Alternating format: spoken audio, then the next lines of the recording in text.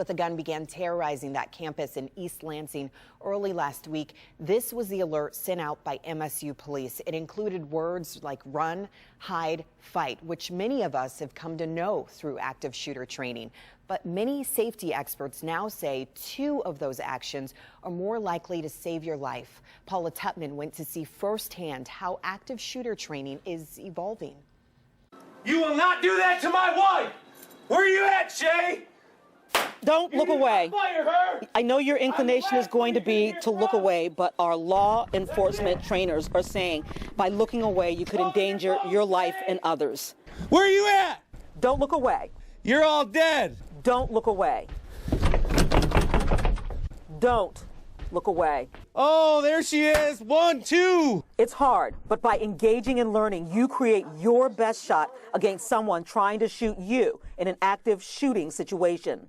Allied Defense is fighting that fight, training by working police numerous times a week across the nation at the courageous invitation of those organizations and schools to teach workers and students how to fight back.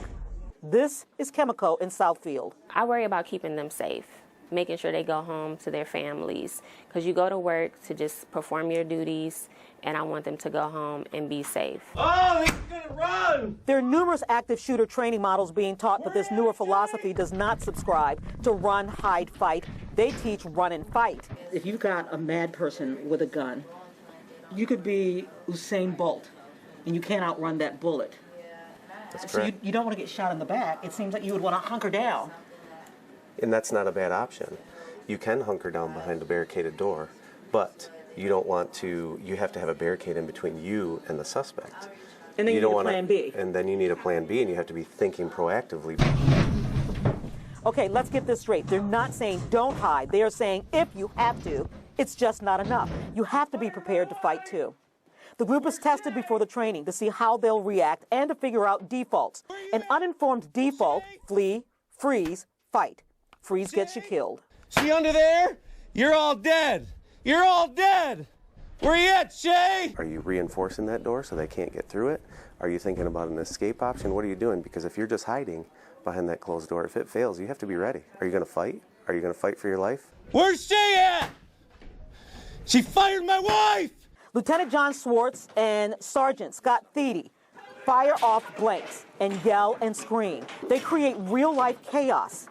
One brave employee actually stops the scenario by finally grabbing the gunman.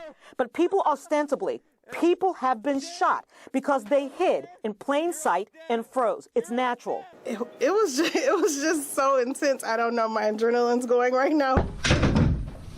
But then they learn the last resort. Incapacitate. Once you barricade, you're not done. You develop a plan. You don't want to go after the gunman if you don't have to. But if that gunman gets in, you have to have the mindset to disrupt what they're doing. And that means everyday items can become weapons. Coffee pots, fire extinguishers can blind and debilitate an assailant. A coffee pot can distract. If it has coffee in it, great, throw it. A stapler. But the winning mindset, commit, don't quit. What we assume that we're going to do when you're placed in that situation is totally the opposite, because we can plan and prepare and say, okay, we're going to do this if this happens.